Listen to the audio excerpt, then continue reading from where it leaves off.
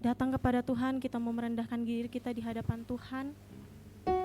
Kita mau memuji Dia, kita mau meninggikan nama Tuhan. Sebab segala pujian hanya bagi Tuhan. Sebab hanya Engkau yang layak ditinggikan Tuhan. Terima kasih Tuhan.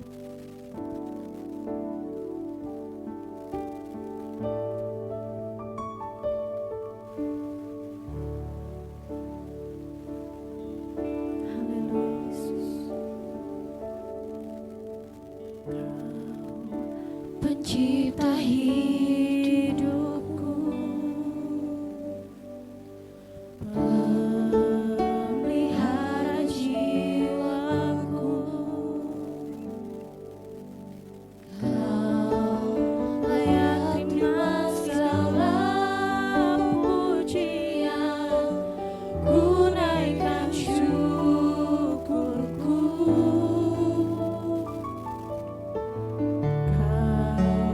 Pemilik hidupku,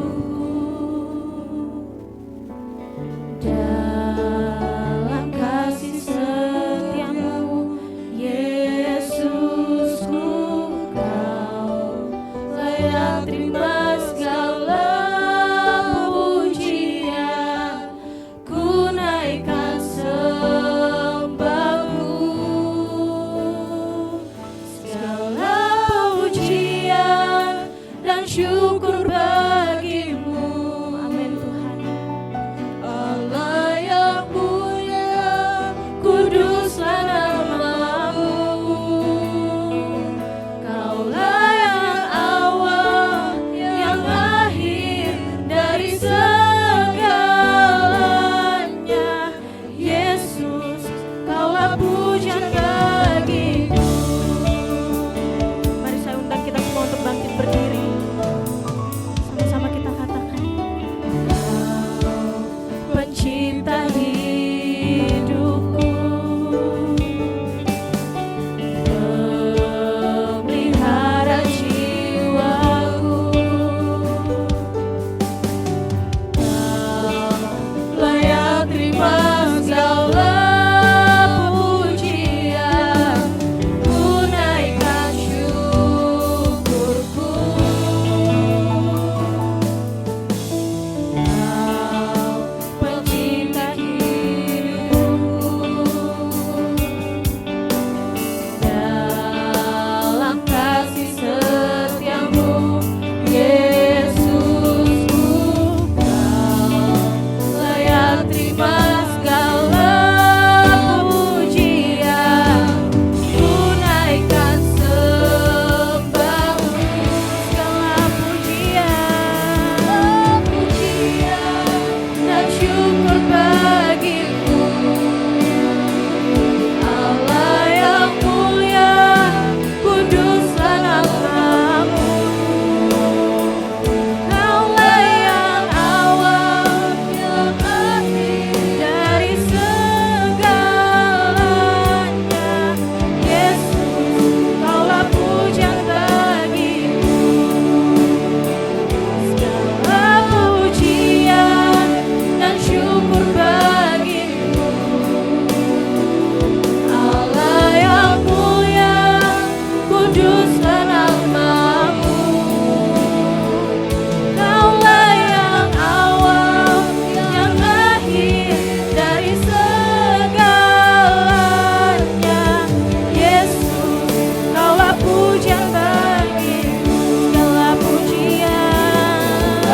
pujian dan syukur bagimu, Allah yang mulia, kuduslah namamu. Allah yang awal, yang akhir dari segalanya. Yesus, Kaulah pujian bagimu. sama-sama kita katakan pujian ini dari Allah. Terima kasih Tuhan.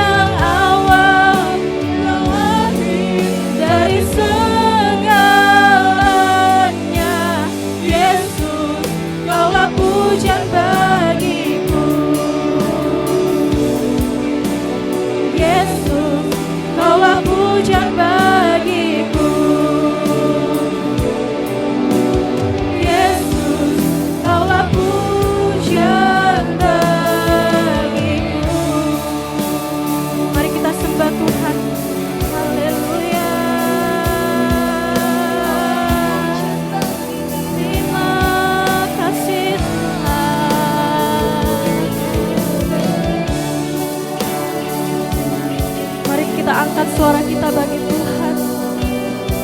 Terima kasih Bapa.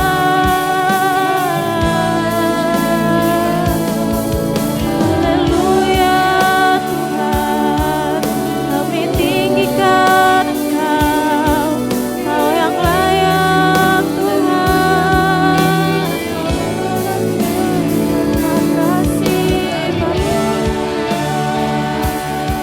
Haleluya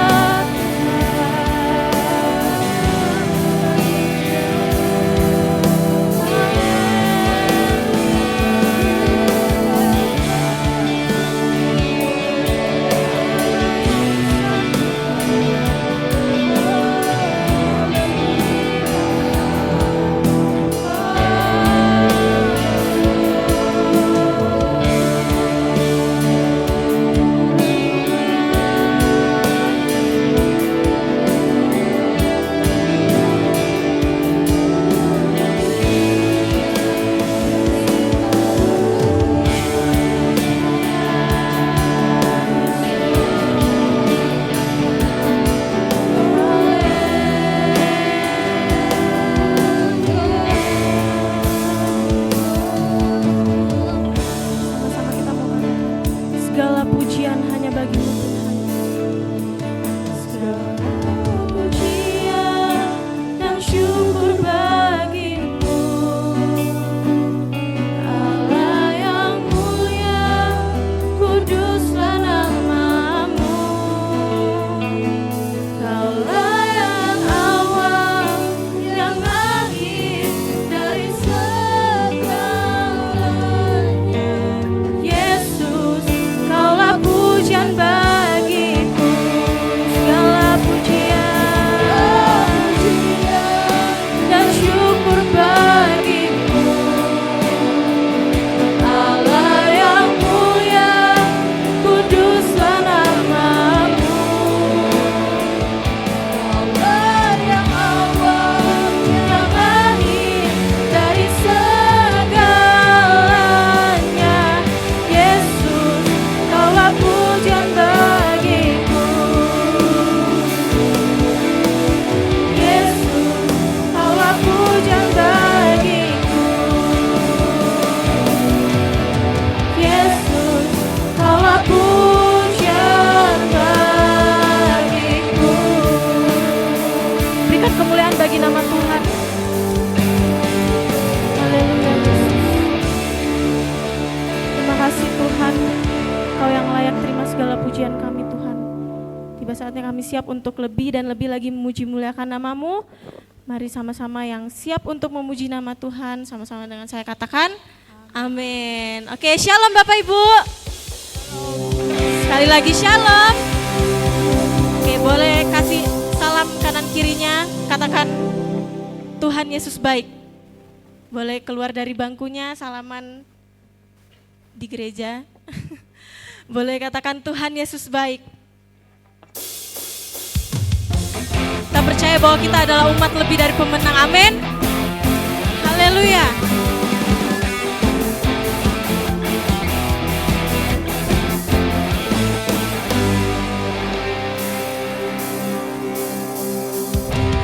Kau yang hidup di dalamku, menjadikanku lebih dari pemenang. Seluruh bumi tinggikan nama-Mu, menyatakan kebesaran dan keagungan-Mu. Yesus, Tuhanku pemenang, Raja segala raja, perbuatan-Mu ajaib dan perkasa.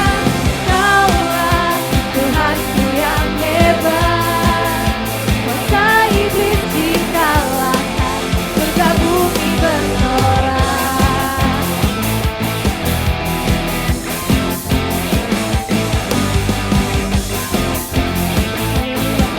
Kita percaya bahwa Dia hidup di dalam kita.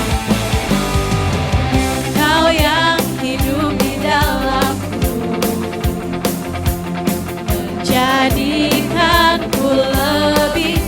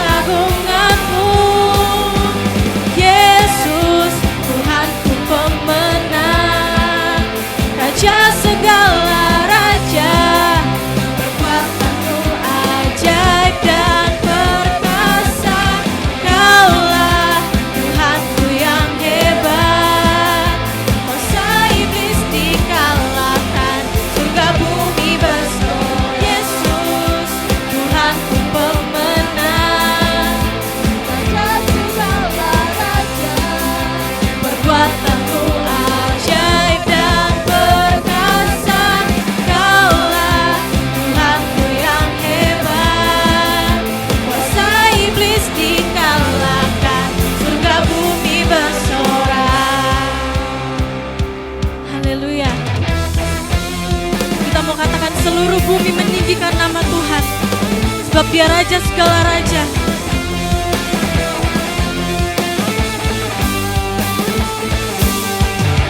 Seluruh bumi tinggikan nama-Mu, menyatakan kebesaran dan keagungan-Mu. Yesus, Tuhanku pemenang, Raja segala raja, perbuatan-Mu ajaib dan perkasa. Kaulah Tuhanku yang hebat, kuasa iblis dikalahkan, surga bumi bersorak. Yesus, Tuhanku pemenang, Raja segala raja, perbuatan-Mu ajaib dan perkasa. Kaulah Tuhanku yang hebat, kuasa iblis dikalahkan, surga bumi bersorak. Kuasa iblis dikalahkan, surga bumi bersorak. Kuasa iblis dikalahkan, surga bumi bersorak.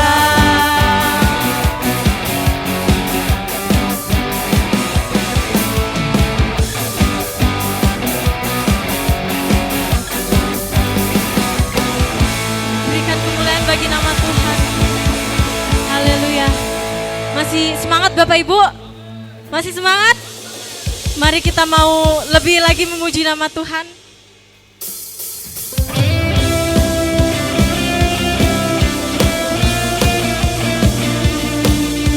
Haleluya Yesus.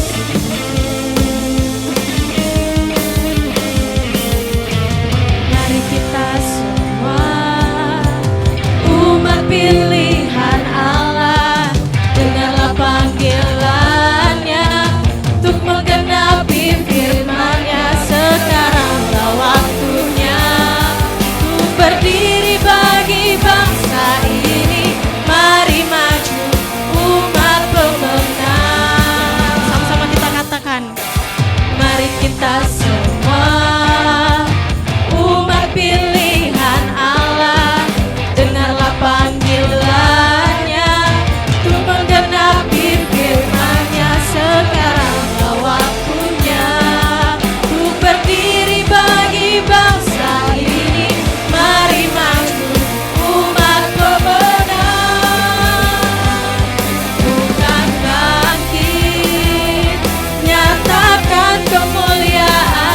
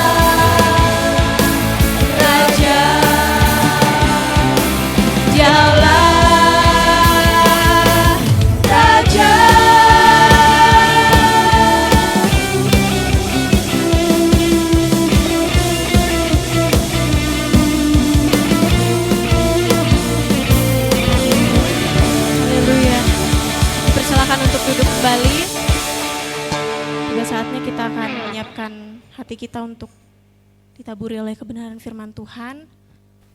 Mari sama-sama kita rendahkan diri kita di hadapan Tuhan. Kita mau menyatakan bahwa kami perlu Engkau Tuhan dalam kehidupan kami. Kami tidak dapat jalan sendiri Tuhan tanpa tuntungan tangan-Mu. Terima kasih Tuhan.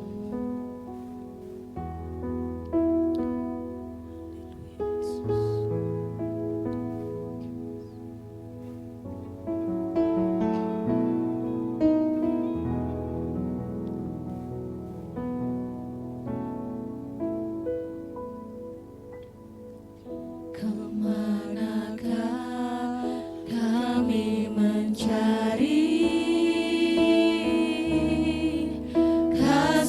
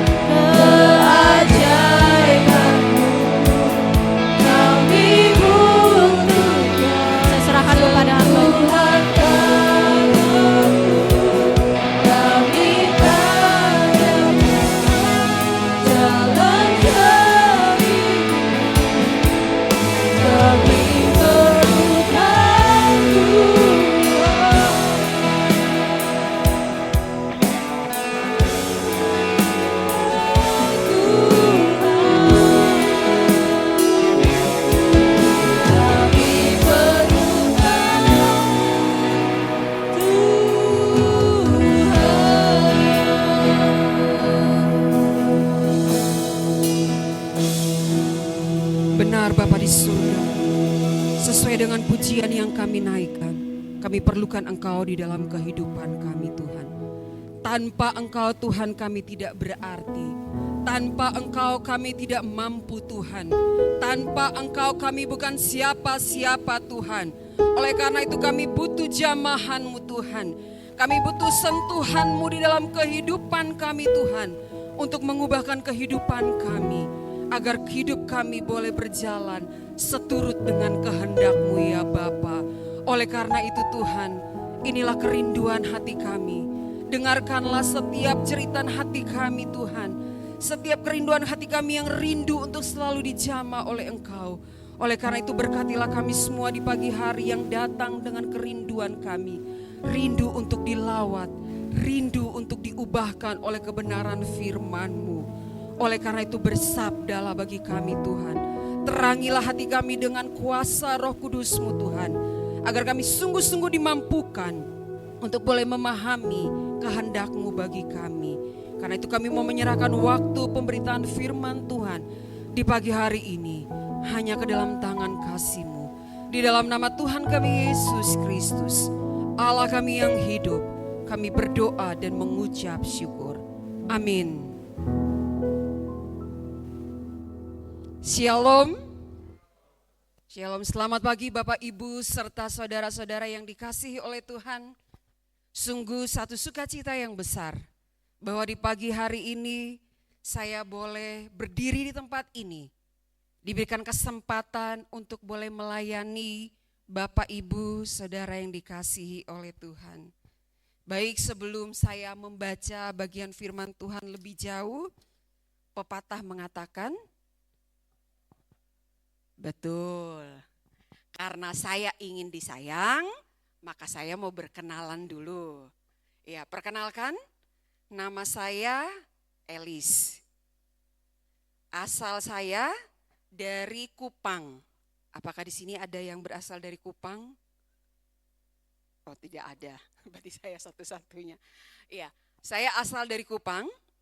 Suami saya dari Medan. Ya, suami saya dari Medan. Ya, ketemunya di Kota Batu. Ya. Jadi asam di gunung, garam di lautan. Ya, jadi ketemunya di Kota Batu.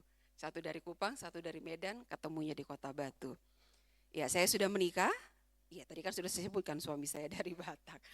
Anak saya 4, 3 cewek dan 1 cowok. Ya, saat ini saya melayani di GKI Batu bersama-sama dengan Bapak Pendeta Dwi Santoso. Jadi saya melayani di gereja GKI. Baik Bapak Ibu serta saudara yang dikasihi Tuhan, mungkin demikian saja perkenalan singkat dari saya. Jadi kalau mungkin kita bertemu di jalan atau dimanapun, kita bisa saling menyapa.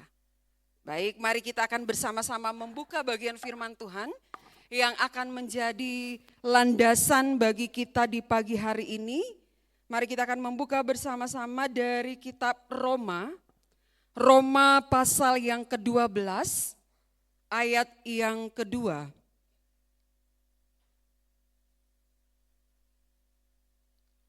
Roma pasal yang ke-12, ayatnya yang kedua.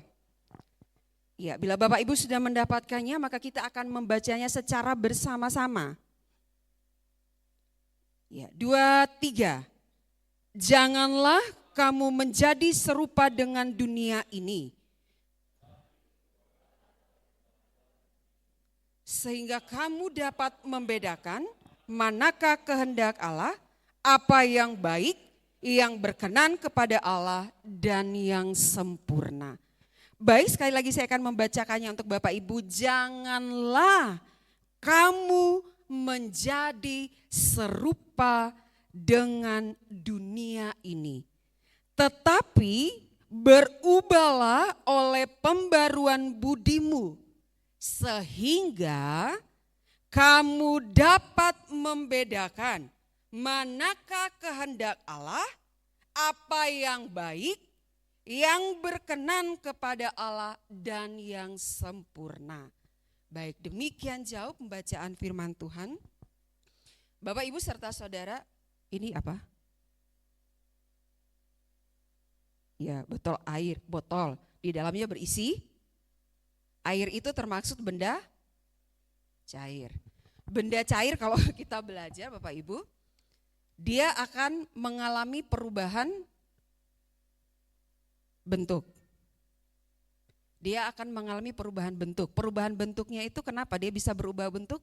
Karena betul, dia mengikuti wadahnya. Iya.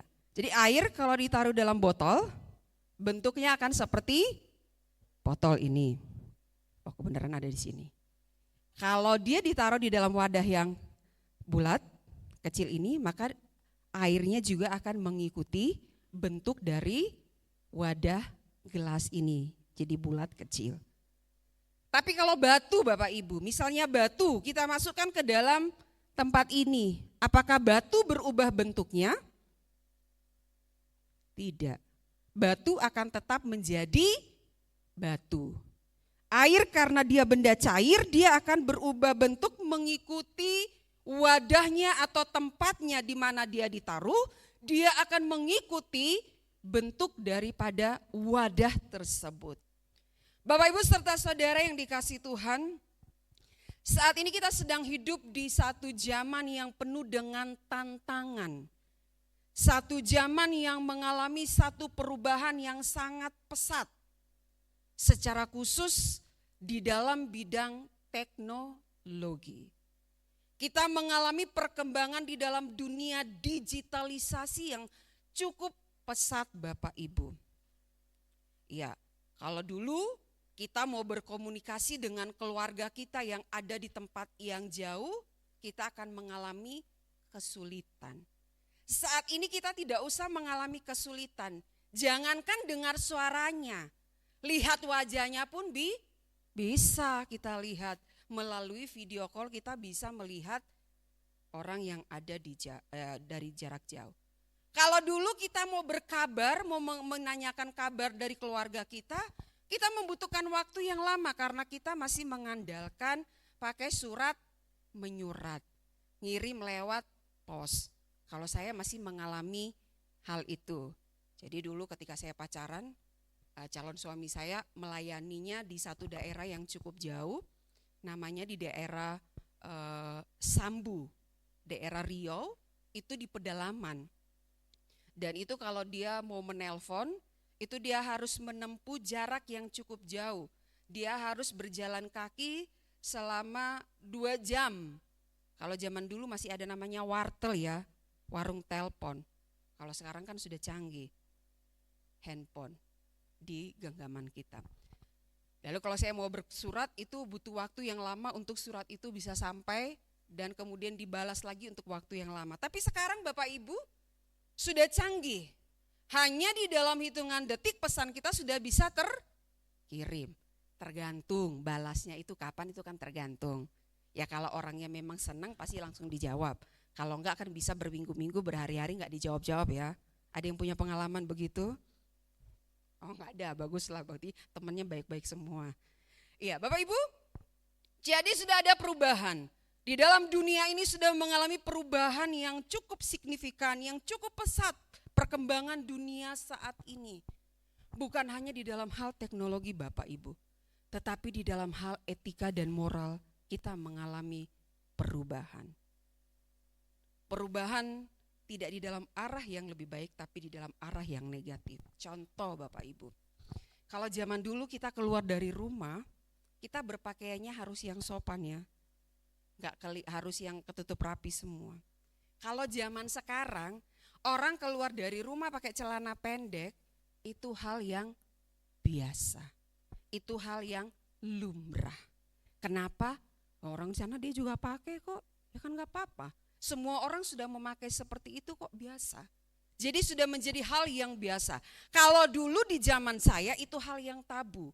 Tidak boleh oleh orang tua saya ketika kita keluar dari rumah pakai pakaian yang terbuka, yang tidak sopan, itu tidak diperbolehkan. Tapi kalau zaman sekarang itu sesuatu hal yang biasa. Dimanapun kita bisa menjumpai orang yang dikatakan kalau memakai baju mungkin kurang bahannya. Mungkin bukan hanya di dalam hal berpakaian yang mengalami perkembangan. Di dalam hal berkata-kata pun sekarang pun orang mengalami perubahan. Saya cukup kaget dengan anak-anak muda zaman sekarang ya. Kalau saya dulu sama orang tua saya, ya karena mungkin saya masih zaman kuno ya.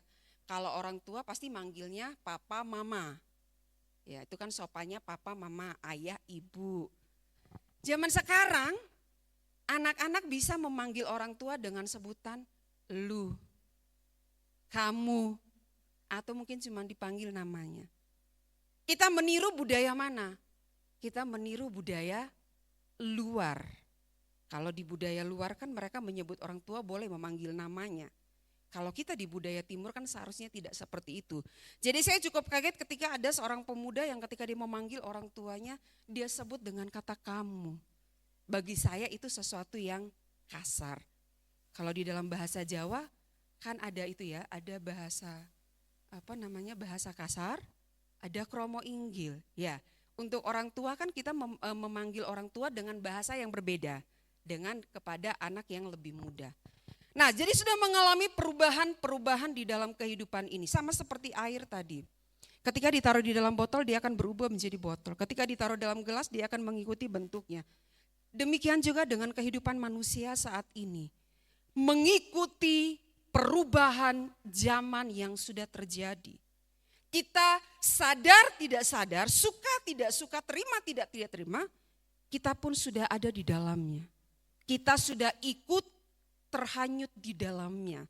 Kita juga sudah mulai ikut dengan perubahan dunia yang terjadi saat ini. Namun Bapak Ibu, bagian firman Tuhan di pagi hari ini yang menjadi perenungan bagi kita, tema renungan di pagi hari ini berbicara tentang never stop. Never stop. Ketika saya diberikan tema ini saya juga berpikir never stop. Never stop itu artinya apa ya? Tidak pernah berhenti.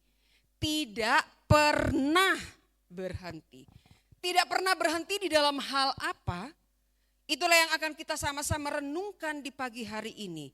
Di bagian firman Tuhan yang kita baca di pagi hari ini tadi dikatakan bahwa janganlah kamu menjadi serupa dengan dunia ini. Tetapi kita secara tidak sadar kita sekarang sedang serupa dengan dunia ini. Kita sedang mengikuti cara-cara dunia ini. Tapi firman Tuhan katakan di pagi hari ini, janganlah kamu menjadi serupa dengan dunia ini. Dan firman Tuhan mengatakan bahwa jangan pernah berhenti. Jangan pernah berhenti untuk apa? Jangan pernah berhenti untuk mengalami perubahan di dalam kehidupan kita. Jangan pernah berhenti mengalami perubahan di dalam kehidupan ini. Perubahan di dalam hal apa? Di dalam bagian firman Tuhan yang kita renungkan di pagi hari ini yaitu jangan pernah berhenti berubah di dalam pemikiran kita. Jangan pernah berhenti untuk kita mengalami perubahan dalam kehidupan ini secara khusus di dalam pikiran kita. Mohon boleh dilanjutkan slide-nya. Ya, saya ingin membacakan untuk Bapak Ibu terjemahan. Ini saya ada mengambil terjemahan dari NIV, New International Version. Di sana dia katakan begini, untuk khusus ayat 12 dia katakan begini. Janganlah mengikuti pola dunia ini, tetapi berubahlah melalui pembaruan pikiranmu,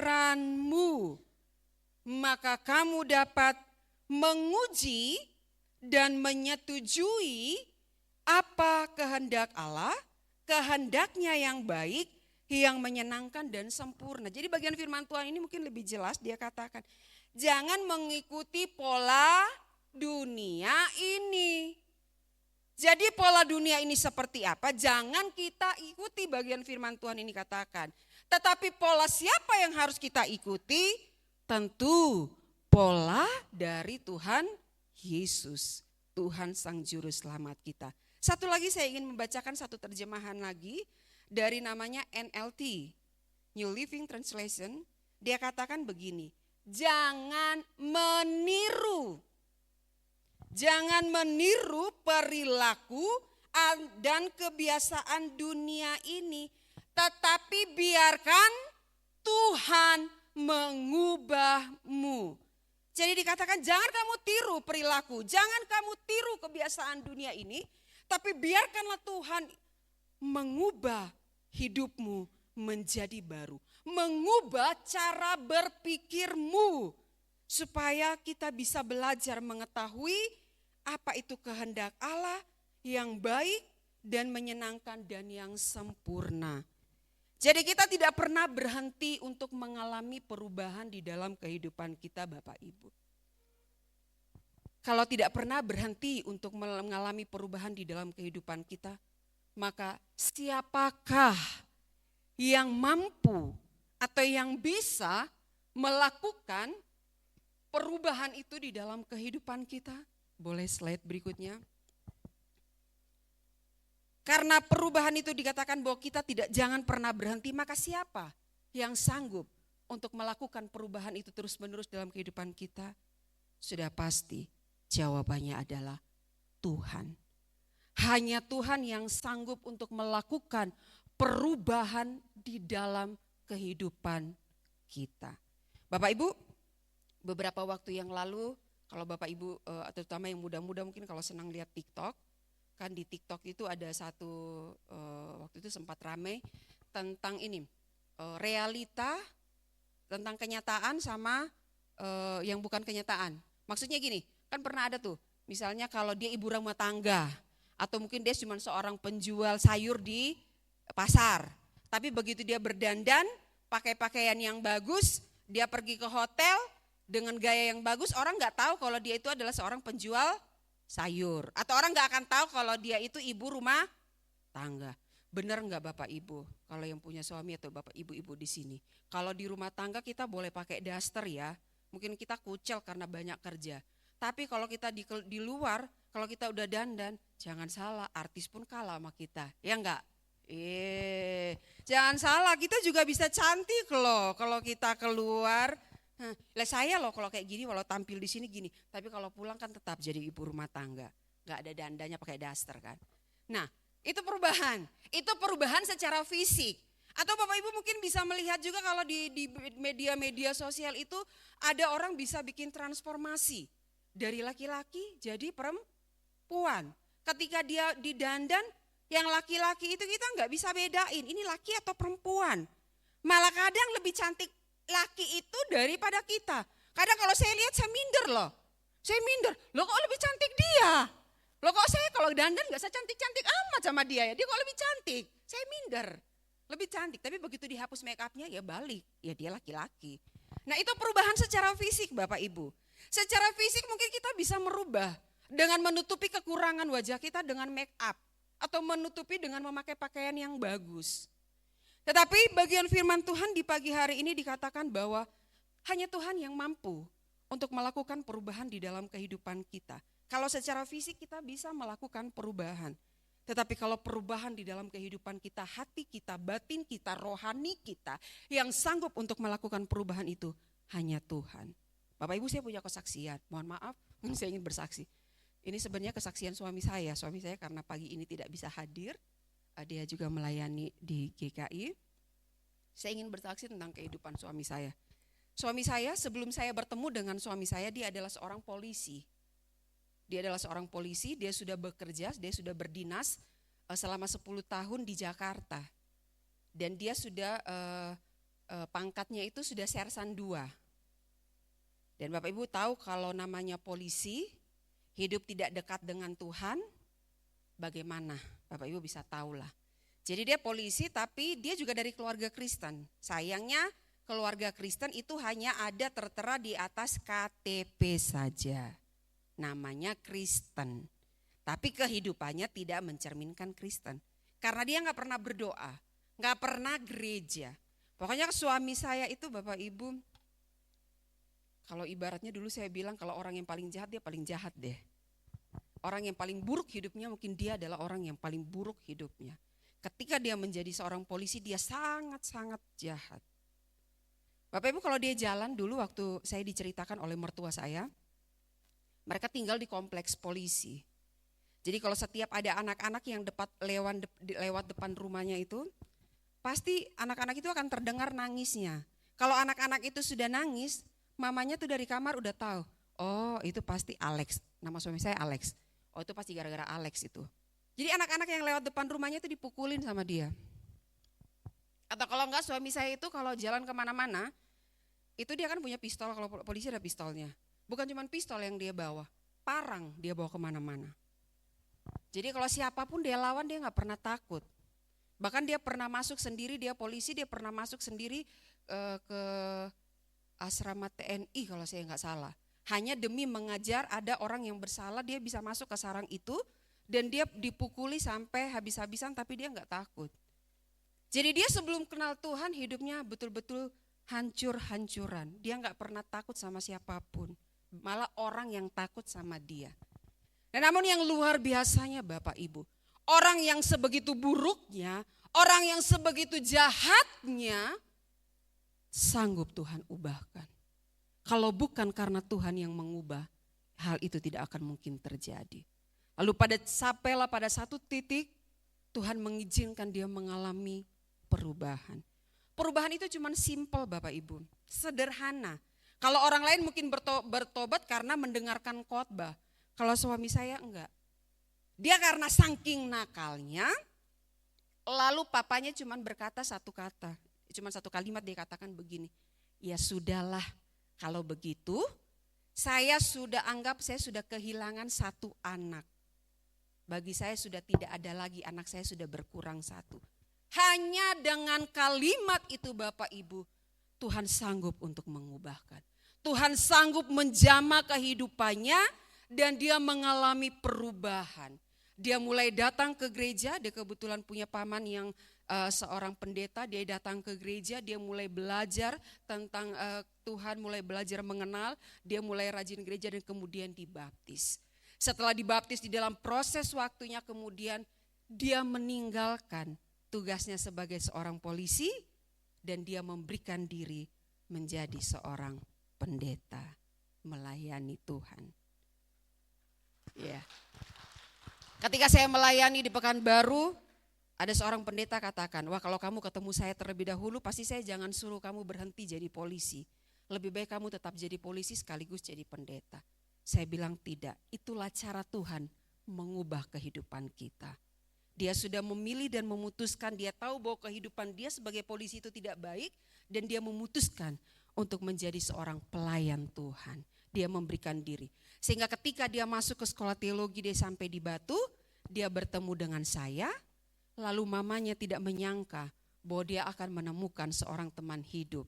Karena dia orang yang jahat, dianggap dia tidak akan mungkin mendapatkan seorang teman hidup, apalagi yang cantik seperti saya.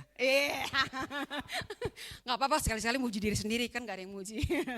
Iya, jadi dia berjodohlah dengan saya. Dan ketika itu dia kirimkanlah foto kepada mamanya.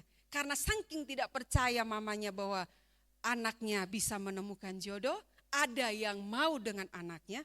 Mamanya itu ketika kami mengirimkan foto-fotonya sampai diperbesar ukuran 10R, lalu ditaruh di ruang tamu. Setiap ada orang yang bertamu datang, dia selalu katakan, itu pacar anak saya. Lumayanlah saya berbangga. Iya Bapak Ibu, jadi kalau bukan karena Tuhan yang mengubah, itu tidak akan mungkin terjadi.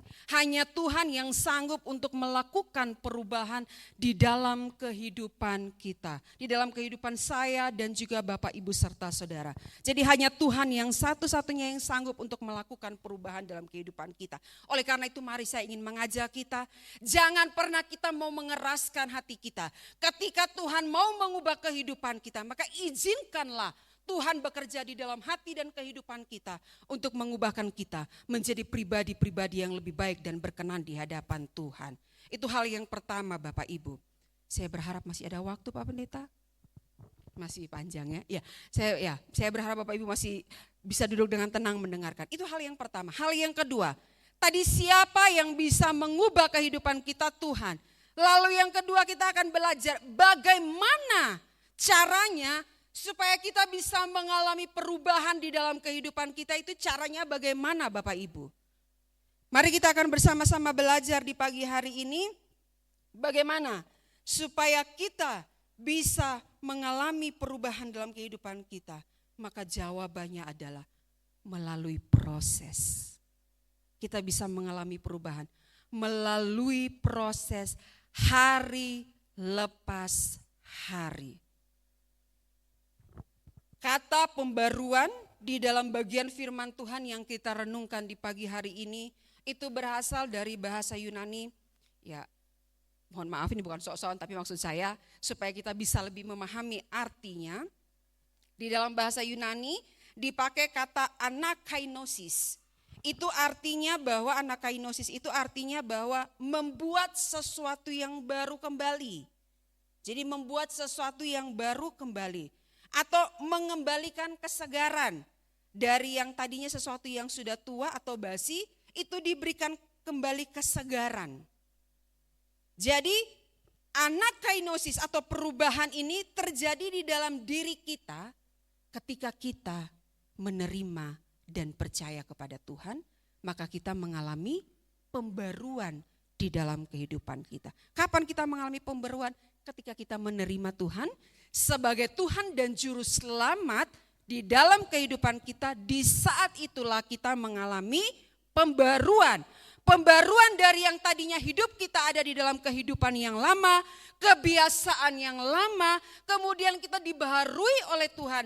Kita menanggalkan kehidupan yang lama dan sekarang kita mengenakan kehidupan yang baru. Mengenakan hidup yang baru, hidup yang sudah diperbaharui oleh Tuhan. Itulah yang harus kita jalani.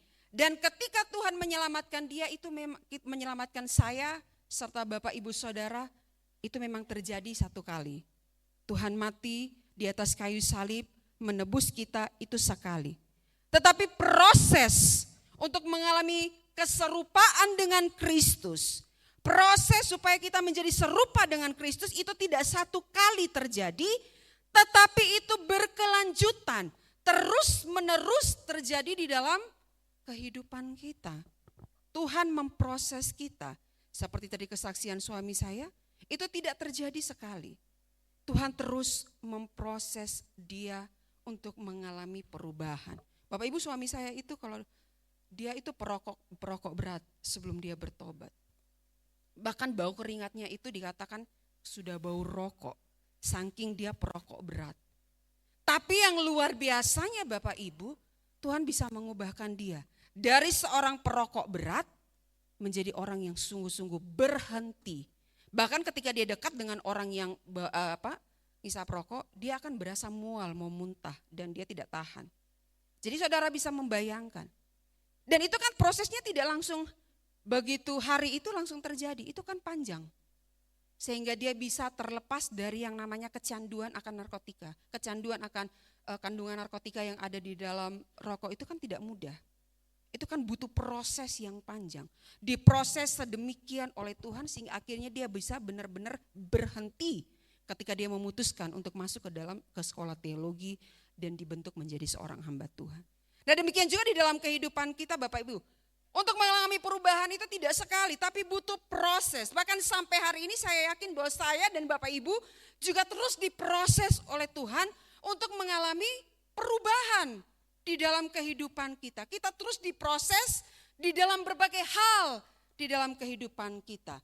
Bapak Ibu, kata berubahlah yang kita baca di pagi ini dikatakan, janganlah kamu menjadi serupa dengan dunia, tetapi berubahlah. Berubahlah itu kalau di dalam bahasa Yunaninya dipakai kata metamorfo. Metamorfo itu kalau yang sekarang kita kenal namanya metamorfosis. Peristiwa metamorfosis itu terjadi pada, ada yang tahu? Ya, kupu-kupu. Dia mau menjadi, kalau kita lihat kan kupu-kupu itu indah, warnanya indah, bentuknya indah. Tetapi ketika dia mau menjadi kupu-kupu yang indah itu kan ada prosesnya. Dari telur, jadi ulat, kepompong, baru dia keluar menjadi kupu-kupu. Ada satu proses yang harus dilewati untuk dia menjadi seekor kupu-kupu yang indah. Jadi ada prosesnya yang terjadi terusnya. Demikian juga Bapak Ibu di dalam kehidupan kita, supaya kita bisa mengalami perubahan. perubahan di dalam pemikiran kita, supaya kita mampu untuk bisa menilai, menimbang, merasakan, mengetahui apa yang menjadi keinginan Tuhan, apa yang baik, apa yang tidak baik. Itu butuh proses di dalam kehidupan kita. Sampai dengan hari ini, tiap-tiap hari kita terus diproses oleh Tuhan. Bapak Ibu, kalau kita mau menjadi sabar, kita diprosesnya di mana? Di antara orang yang baik? Tentu tidak. Kalau kita mau diuji supaya kita jadi orang yang sabar, pasti kita akan diperhadapkan dengan orang-orang yang pemarah. Kalau kita mau menjadi orang yang rendah hati, pasti kita akan juga dibentuk dengan hal-hal yang mungkin tidak menyenangkan. Dengan hal-hal yang tidak baik di sekitar kita. Supaya kita bisa belajar apa? Menjadi orang yang sabar. Bisa belajar menjadi orang yang rendah hati. Bisa belajar menjadi orang yang peduli terhadap sesama kita. Menjadi orang yang bisa memberi kepada sesama kita. Kita nggak ditaruh di tempat yang menyenangkan, yang aman-aman saja, yang situasinya baik-baik saja, yang orangnya semua baik-baik. Tidak. Tentu kita berhadapkan dengan orang-orang mungkin yang menyakitkan. Contoh misalnya kita mau diajar tentang mengampuni, kata Tuhan, ampunilah, kasihilah musuhmu. Pasti kita akan diperhadapkan dengan hal yang menyakitkan. Mungkin ada keluarga kita yang menyakitkan kita. Mungkin ada sahabat kita yang menyakitkan kita. Orang terdekat kita yang menyakitkan kita. Disitulah kita belajar untuk mau mengampuni. Seperti yang Tuhan ajarkan, dan ampunilah. Ya, Tuhan akan menempatkan kita di hal-hal itu. Dan itu merupakan sebuah proses yang Tuhan izinkan supaya kita mengalami perubahan di dalam kehidupan kita. Bapak Ibu, saya yakin dan percaya bahwa Bapak Ibu pun di dalam kehidupan ini, adakah yang tidak punya masalah? Hari ini, pagi ini, ada yang tidak punya masalah? Tentu semua punya masalah. Setiap kita punya masalah, tapi dari masalah itu Tuhan ingin memproses kita. Supaya pikiran kita itu seturut dengan apa yang Tuhan inginkan. Bahwa ketika Tuhan mengizinkan kita mengalami masalah, adakah kita mau masih tetap bergantung kepada Tuhan? Ketika Tuhan mengizinkan kita masalah, adakah kita masih mau beriman? Adakah kita mau masih sabar? Adakah kita masih mau rajin beribadah? Kita masih mau rajin berdoa kepada Tuhan? Yang ada ketika kita punya masalah bertubi-tubi, misalnya kita punya satu masalah belum selesai, datang lagi masalah yang lain. Atau satu masalah sudah selesai, datang lagi masalah yang baru. Seringkali mungkin kita mengeluh, Tuhan, kenapa sih aku harus terus diperhadapkan dengan masalah, Tuhan? Capek aku, Tuhan. Aduh Tuhan, aku udah berdoa loh. 10 tahun aku berdoa, kok Tuhan gak jawab-jawab. Ya wes lah, malas aku berdoa, gak usah aku berdoa. Capek ikut Tuhan. Orang kita berdoa sampai bertahun-tahun gak dijawab, ya udahlah aku cari yang lain aja. Ngapain berdoa, ngapain ke gereja. Kita akhirnya mulai putus asa. Tapi kita tidak melihat bahwa ternyata di balik itu Tuhan ingin memproses kita. Adakah kita mau tetap beriman kepada Tuhan ketika Tuhan mengizinkan kita mengalami masalah? Adakah kita mau tetap teguh berdiri di dalam Tuhan ketika Tuhan mengizinkan kita mengalami masalah? Bapak Ibu, apapun persoalan Bapak Ibu di pagi hari ini, seberat apapun persoalan yang Bapak Ibu hadapi hari ini, mari kita melihat itu sebagai sebuah proses. Sebagai sebuah cara yang Tuhan izinkan untuk membentuk kita, membentuk kerohanian kita, untuk kita semakin lebih indah di hadapan Tuhan. Karena itu jangan pernah menyerah, jangan pernah menyerah, jangan berputus asa, mujizat Tuhan ada. Ya, jadi jangan pernah menyerah. Jangan pernah putus asa karena mujizat Tuhan itu masih ada bagi kita dan masih nyata bagi kita sampai dengan hari ini. Bapak Ibu, proses itu bukan hanya Bapak Ibu saja yang mengalami. Kami sebagai hamba-hamba Tuhan, betul Pak Pendeta, juga mengalami proses pembentukan yang daripada Tuhan. Tuhan membentuk kami dalam hal yang mungkin juga tidak mudah. Biasanya kami diperhadapkan dengan orang-orang seiman. Yang seharusnya kalau kita ada dalam lingkungan seiman kan seharusnya orangnya baik-baik semua. Ternyata disitulah kita diuji. Bagaimana kita saling peduli, bagaimana kita menerapkan kasih yang kita khotbahkan di atas mimbar. Bagaimana kita menerapkan kepedulian kita yang kita khotbahkan di atas mimbar itu. Seringkali biasanya di kalangan hamba Tuhan malah agak sulit kita menemukannya. Tapi tidak semua Bapak Ibu, rata-rata semua melakukannya. Hanya beberapa, dan itu oknum saja. Ya Bapak Ibu serta saudara, jadi bagian yang kedua yang kita pelajari di pagi hari ini, bahwa bagaimana supaya kita mengalami perubahan itu, maka perubahan itu terjadi melalui satu proses yang Tuhan izinkan terjadi dalam kehidupan kita hari lepas hari. Kita diproses melalui masalah, kita diproses melalui orang-orang terdekat kita, melalui suami, melalui istri, melalui anak, melalui teman, melalui orang-orang yang ada di lingkungan kita. Kita diproses oleh Tuhan untuk menjadi serupa dengan Kristus. Kalau cara dunia berpikir ketika orang melakukan jahat kepada saya, maka yang saya harus lakukan adalah membalas. Itu cara dunia, itu cara berpikir dunia. Ketika kau melakukan kesalahan sama saya balas. Ketika kau ngatain saya ngatain balik. Ketika kau pukul saya pukul lagi. Gitu kan? Ketika kau ambil dari saya ambil lagi dari kamu. Itu cara berpikirnya dunia. Tetapi cara berpikir yang ingin Tuhan inginkan bagi kita di pagi hari ini adalah cara berpikirnya Tuhan, bukan cara berpikirnya dunia. Tuhan ingin bahwa ketika orang melakukan kejahatan kepada kita, maka Tuhan katakan, kasihilah musuhmu. Itu bukan sesuatu yang mudah Bapak Ibu. Dikatakan mudah, kasihilah musuhmu. Tetapi mempraktekkannya itu membutuhkan sesuatu yang luar biasa. Membutuhkan pertolongan dari Tuhan. Sehingga kita mampu untuk melakukannya. Itu hal yang kedua. Lalu hal yang ketiga yang ingin kita lihat dari bagian firman Tuhan ini adalah setelah kita melihat siapa yang bisa mengubah, lalu bagaimana cara kita mengalami perubahan itu, maka yang ketiga kita akan melihatlah adalah apa tujuan ketika kita mengalami perubahan itu. Tujuannya apa sih kita mengalami perubahan di dalam kehidupan kita? Tujuannya apa? Tujuannya adalah sesuai dengan bagian firman Tuhan yang kita baca, dikatakan sehingga kamu dapat membedakan manakah kehendak Allah, apa yang baik, yang berkenan kepada Allah, dan yang sempurna. Jadi tujuan dari perubahan, tujuan dari pembaruan pikiran yang Tuhan buat di dalam kehidupan kita, di kehidupan saya serta Bapak Ibu Saudara, yang Tuhan inginkan adalah supaya kita bisa tahu apa sih kehendak Tuhan. Mana sih yang jadi kehendak Tuhan dan mana yang bukan kehendak Tuhan. Kita bisa tahu apa sih yang baik, apa sih yang berkenan kepada Tuhan itu, yang sempurna itu yang seperti apa. Yang baik di sini itu menunjuk kepada moral, bukan hanya kepada moral tapi kepada estetika, kepada keindahan. Itu yang dimaksudkan dengan baik. Baik dalam standar moralnya Allah. Dalam standar estetikanya Allah. Lalu dikatakan berkenan. Berkenan itu artinya sesuai. Yang bersesuaian. Yang bersesuaian dengan kehendak Tuhan. Lalu yang sempurna itu artinya sesuatu yang mutlak dari Tuhan. Dan kita manusia tidak bisa mengintervensinya. Karena itu datang dari Tuhan. Karena itu kita harus patuh kepada Tuhan. Jadi itulah yang Tuhan inginkan. Bahwa ketika kita mengalami perubahan tujuannya. Supaya saya serta Bapak Ibu Saudara mampu. Untuk kita di dalam kita menjalani kehidupan kita yang tidak mudah. Tadi di pengantar saya katakan. Kita sedang diperhadapkan dengan situasi perkembangan zaman yang cukup pesat. Teknologi, digitalisasi saat ini.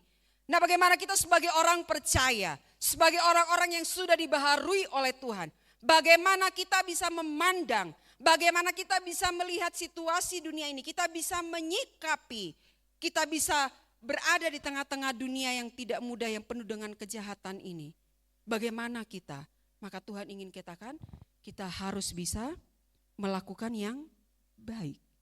Melakukan yang berkenan. Melakukan yang sempurna. Yang sesuai dengan kehendak Allah. Ketika pikiran kita diubahkan oleh Tuhan, saudara, maka kita akan mampu untuk bisa membedakan mana yang baik dan mana yang tidak baik. Tapi ketika pikiran kita belum diubahkan, maka kita tidak akan mampu untuk bisa membedakan mana yang baik dan mana yang tidak baik. Itu kita tidak bisa bedakan. Tapi ketika Tuhan sudah menjamah, memperbaharui pikiran kita, maka kita sanggup untuk membedakan mana yang baik dan mana yang tidak baik. Bapak Ibu, melalui kebenaran firman Tuhan di pagi hari ini dengan tema Never Stop. Jangan pernah berhenti mengalami perubahan dalam kehidupan kita. Karena kita percaya Tuhan sanggup untuk mengubah kehidupan saya serta Bapak Ibu Saudara. Apa yang mustahil bagi manusia, bagi Tuhan tidak ada yang mustahil. Tuhan sanggup untuk melakukan perubahan itu di dalam kehidupan kita. Sama seperti saya katakan tadi, perubahan metamorfosis dari kupu-kupu. Itu juga sesuatu yang tidak mungkin kalau bukan Tuhan yang mengerjakan. Bahkan para ahli pun sampai mencari tahu bagaimana sih dia dari kepompong itu dia bisa keluar jadi kupu-kupu, itu sampai dilakukan penelitian. Lalu sampai mereka melakukan pakai teknologi yang namanya USG. Sampai mereka USG kepompong itu hanya untuk mengetahui di dalam itu ada apa. Dan ketika mereka tahu bahwa di dalam kepompong itu berisi bubur, seperti bubur. Jadi dia diproses lagi, dia diubahkan lagi, akhirnya dia keluar menjadi kupu-kupu yang indah. Jadi Tuhan sanggup untuk melakukan perubahan. Yang bagi manusia itu mustahil, tapi bagi Tuhan tidak ada yang mustahil. Keadaan yang kita alami saat ini mungkin bagi kita mustahil, tapi bagi Tuhan tidak ada yang mustahil. Oleh karena itu jangan pernah berhenti, izinkan Tuhan terus berkaya dalam kehidupan kita. Biarkan Tuhan terus mengubah kehidupan kita melalui apa? Melalui proses tiap-tiap hari. Proses itu melalui apa? Ketika kita membaca firman Tuhan, Bapak Ibu. Firman Tuhan inilah juga yang akan memproses kita. Oleh karena itu saya mengajak kita, mari kita senantiasa membaca dan merenungkan kebenaran firman Tuhan. Karena dari firman Tuhanlah kita bisa diproses oleh Tuhan. Kita bisa tahu apa yang Tuhan kehendaki untuk kita lakukan di hari ini. Sehingga kita bisa tahu mana yang baik dan tidak. Kiranya firman Tuhan di pagi hari ini menjadi kekuatan bagi kita. Untuk kita tidak pernah berhenti mengalami perubahan di dalam kehidupan kita. Saya ingin mengajak para pemusik dan juga para singers untuk ke depan. Kita mau menaikkan satu pujian.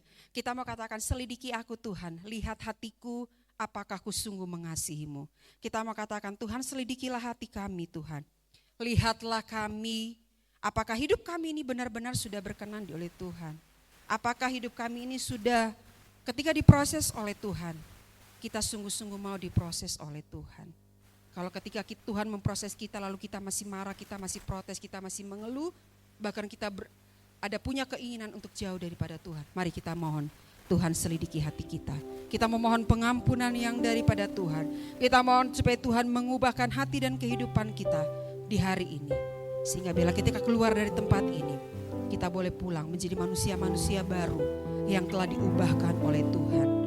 Yang boleh hidup seturut dengan kehendaknya, sehingga pada akhirnya kita boleh serupa dengan Kristus. Selidiki aku, lihat hatiku, apakah ku sungguh mengasihimu, Yesus, Kau yang Maha Tahu dan menilai hidupku, tak ada yang tersembunyi bagi. Sekali lagi kita katakan dengan segenap hati kita, Selidiki aku, benar Tuhan, ini kami selidiki kami Tuhan. lihat hatiku, apakah ku sungguh mengasihimu, Yesus, Kau yang Maha Tahu dan menilai hidupku, tak ada yang tersembunyi bagimu. Aku lihat kebaikan-Mu yang tak pernah habis di hidupku. Ku berjuang sampai akhirnya Kau dapati aku. Saya undang kita semua bangkit berdiri. Mari kita naikkan pujian ini dengan segenap hati kita.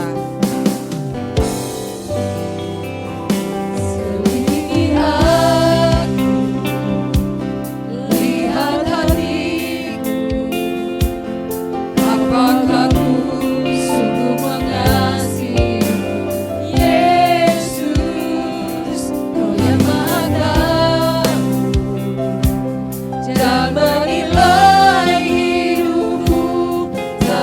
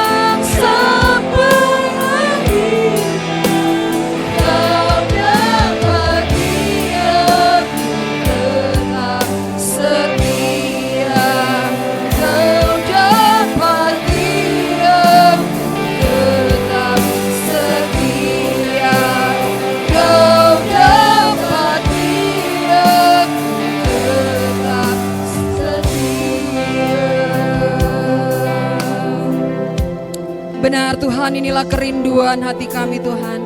Selidikilah kami Tuhan, lihatlah dan ujilah kami Tuhan. Apakah kehidupan kami sudah seturut dengan kehendak-Mu Tuhan? Kalau kehidupan kami belum seturut dengan kehendak-Mu Tuhan, kami ingin Engkau memproses kami Tuhan. Jangan pernah berhenti memproses kehidupan kami. Jangan pernah berhenti menyentuh hati dan kehidupan kami, mengubahkan pikiran kami, sehingga kami boleh berjalan seturut dengan kehendak-Mu ya Bapa. Ini kami anak-anak-Mu Tuhan. Jamalah kami Tuhan, baharuilah kami agar kami seturut dengan kehendak-Mu. Ampuni kami Tuhan bila kehidupan kami selama ini belum berkenan di hadapan-Mu Tuhan. Ampuni Tuhan bila kami masih jauh daripada Engkau. Ampuni bila kami menolak untuk diproses oleh Engkau. Ini kami Tuhan, ubahkanlah kami seturut dengan kehendak-Mu ya Bapa. Ini kami Bapa, kami serahkan kehidupan kami. Meteraikan firman-Mu dalam kehidupan kami, bahkan mampukan kami melakukannya di dalam kehidupan kami hari lepas hari.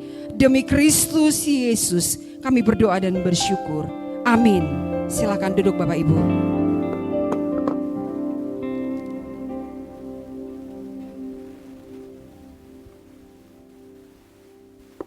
Puji Tuhan Bapak Ibu Saudara, kita semua diberkati Tuhan, amin.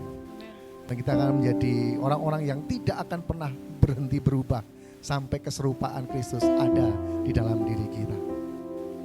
Kita akan persiapkan persembahan-persembahan kita, dan kita akan berikan yang terbaik bagi Allah kita. Bapak Ibu yang memberikan secara tunai akan bisa ke depan, sementara yang non tunai di belakang kursi ada QRIS yang bisa disampaikan di sana.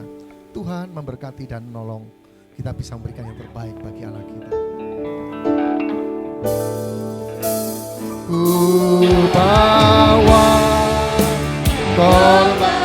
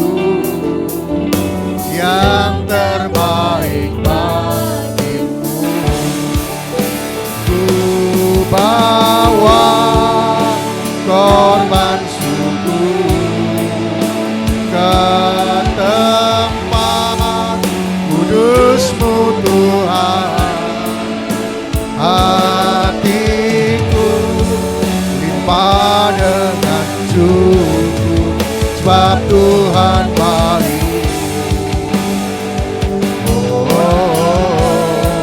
Sebab Tuhan baik. Bapa di surga, hamba serahkan persembahan-persembahan yang terbaik yang kami bisa berikan kepada Tuhan pagi hari ini. Persembahan persepuluhan yang menjadi milik dan hak Tuhan. Persembahan syukur, persembahan misi, persembahan untuk pengembangan pekerjaan Tuhan di GSCA Maranatha Family Batu ini. Tuhan memberkati setiap kehidupan yang memberikan persembahan dengan sukacita karena mengasihi Tuhan. Hamba berdoa biarlah selalu dalam berkat dan anugerah Tuhan. Hamba berdoa biarlah tingkap-tingkap surga terbuka bagi kami. Kelimpahan berkat boleh menjadi bagian dalam kehidupan kami. Sehingga tidak ada satupun dari antara kami yang berkekurangan. Semua berkecukupan, bahkan berkelimpahan di dalam kasih dan anugerah Tuhan. Gereja ini yang Tuhan percayakan untuk mengelola keuangan. Biar kami akan kelola dengan tepat, dengan benar dalam pimpinan dan anugerah Tuhan. Sehingga setiap rupiah yang kami terima, setiap rupiah yang kami keluarkan, semua bagi hormat dan kemuliaan nama Tuhan. Gereja ini diberkati dengan anugerah Tuhan yang besar di dalam nama Tuhan Yesus Kristus. Haleluya. Amin. Puji Tuhan Bapak Ibu Saudara, kita akan dengarkan pengumuman-pengumuman sepekan. Tapi saya sampaikan sekali lagi terima kasih Ibu Elis yang berbagi firman Tuhan bagi kita. Ini dalam rangka pertukaran pelayanan Bapak Ibu Saudara. Dari PGS ada pertukaran pelayanan di bulan Oktober hari reformasi. Jadi nanti jam 9 gantian saya pelayanan di GKI belakang. Shalom, selamat pagi Bapak Ibu Saudara yang terkasih dalam Tuhan. Sebentar saya akan memberikan beberapa pengumuman untuk kita. Untuk yang pertama, mengingatkan bagi para kaum wanita yang sudah mendaftar untuk besok yang akan diadakan seminar ketahanan pangan oleh PGS Kota Batu yang akan diadakan pukul 4 sore di GPIB Margo Mulyo, bisa mempersiapkan diri. Dan untuk selanjutnya, sebentar jam 9:15 kita akan juga mengadakan ibadah sekolah minggu. Kita dukung anak-anak kita dan cucu kita untuk datang kepada Tuhan. Dan selanjutnya ibadah doa pagi tetap kita adakan pukul 4:30 pagi sampai dengan selesai, dan dilanjutkan pada hari Selasa kita akan adakan ibadah kaum wanita pukul 5 sore yang dilanjutkan dengan latihan angklung dan juga persiapan untuk Natal. Jadi sekali lagi saya mohon bagi bapak-bapak, ibu-ibu semua jemaat yang ingin bergabung dalam latihan angklung, kami persilahkan untuk datang pukul 6 sore. Dan dilanjutkan pada hari Rabu, dan sebentar hari Rabu untuk tanggal 16, khusus hari Rabu mendatang, ibadah MPC akan digabung dengan ibadah doa bersama untuk bangsa dan negara yang akan diadakan oleh BKSG Kota Batu di tempat kita di GSI Amafa pukul setengah 3 sore. Jadi kita dukung sama-sama kehadiran kita untuk bersama-sama berdoa, mengucap syukur dalam rangka bangsa dan negara, dan kita akan doakan untuk pemilihan-pemilihan yang akan kita adakan di bulan mendatang. Dan untuk Bapak Ibu juga mengingatkan hari Jumat akan kita adakan ibadah MPC 2 di mana dimulai pukul 6 sore di tempat ini, dan dilanjutkan pada hari Sabtu bagi kaum muda remaja pukul 6 sore juga akan kita adakan ibadah kaum muda di tempat ini. Kita semua akan dukung dalam doa dan pelayanan kita melalui apa yang talenta Tuhan berikan untuk 1 minggu ke depan. Terima kasih, Tuhan Yesus memberkati dan selamat berhari Minggu. Jadi Bapak Ibu khusus untuk hari Rabu begini, kita akan menjadi bagian dalam pemerintahan ini. Jadi gereja ini tidak lepas dari pemerintahan, juga dari politik tidak akan pernah lepas. Karena kita ada di dalamnya. Itu sebabnya nanti tanggal 16 jam 2:30 itu kita akan berdoa khusus untuk pemilihan wali kota. Kota Batu yang ada 3 calon nanti akan bersama-sama sekaligus ulang tahun Kota Batu yang ke-23. Kita akan sama-sama. Jadi nanti kita akan undang calon wali kota, 3-3-nya kita akan undang bersama-sama untuk perkenalan, untuk menyampaikan visi dan misinya, tetapi saya tutup ruang tanya jawab, tidak ada ruang tanya jawab di sana. Untuk Bapak Ibu bisa mengenal siapa yang dipilih, dan Bapak Ibu menjadi pemilih yang baik. Berdoa supaya Kota Batu 5 tahun ke depan dalam pertolongan dan anugerah Tuhan. Jadi nanti 3-3-nya Bapak Ibu bisa berkenalan siapa yang akan dipilih. Bapak Ibu bisa berkenalan di sana 3 langsung.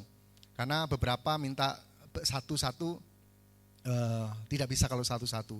Mesti harus 3-3-nya untuk bertemu bersama. Sekali lagi, mari kita akan menjadi pemilih yang terbaik. Dan saya himbaukan dalam penggembalaan GSI Maranatha Family Batu untuk Bapak Ibu, manakala ada oknum-oknum yang menggunakan momen ini sebagai kesempatan untuk hal yang tidak baik, maka Bapak Ibu harus berani menolaknya. Saya sampaikan untuk Bapak Ibu Saudara untuk menolak setiap bentuk sogokan atau serangan fajar yang istilahnya begitu, yang diberikan oleh barangkali orang-orang yang tidak bertanggung jawab untuk mencapai keinginannya, untuk nego-nego politik. Saya sampaikan untuk menolaknya. Begini logikanya, ketika kita menolaknya, kita akan sedikit menutup akses untuk orang akan melakukan korupsi. Nah yang lain terima Pak, yang lain terima kok. Nah saya terima, sekali nggak pilih kan nggak apa-apa. Itu nggak boleh begitu. Jadi kalau tidak dimulai dari gereja yang bersih, akan dimulai dari mana? Ketika kita masih terima barangkali 500 pagi-pagi, Pak pilih nomor ini ya, tak kasih 500, jangan lupa 500 nomor sekian. Kalau kita terima itu sama dengan kita membuka celah untuk korupsi di Kota Batu. Tetapi sekali lagi itu hak Bapak Ibu, tetapi dalam penggembalaan saya sampaikan itu dengan jelas untuk kita tidak menerimanya. Sekalipun orang Kristen tidak terlalu banyak yang menolak ini. Mungkin ada juga yang terima. Untung Pak rezeki, gitu. Rezeki kalau diterima, kalau ditolak gitu. Tetapi akan membuka korupsi semakin besar. Semoga ini bisa dipahami dan Tuhan akan tolong kita semua. Mari kita bersyukur kepada Tuhan. Kita berdiri bersama-sama karena segala pujian, segala hormat hanya bagi Allah di tempat yang maha tinggi. Haleluya. Kami memuji kebesaran-Mu. Ajaib Engkau Tuhan.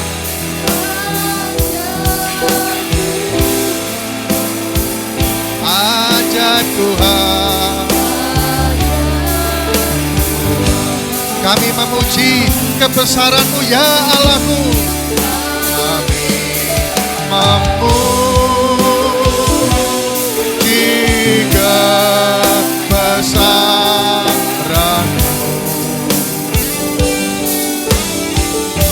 Ajaib Tuhan. Ajaib Tuhan. Ajaib Tuhan. Ajaib Engkau Tuhan. Ajaib Tuhan. Ajaib Tuhan. Segala pujian, segala hormat hanya bagi Allah di tempat yang maha tinggi. Kami bersyukur kepada Tuhan pagi hari ini. Kalau kami sudah mendengar firman Tuhan, biarlah kami tidak pernah berhenti untuk mengalami perubahan-perubahan yang dikerjakan oleh Allah di dalam kehidupan kami. Melalui pembacaan firman Tuhan, melalui orang-orang yang ada di sekitar kami, yang membentuk kehidupan kami.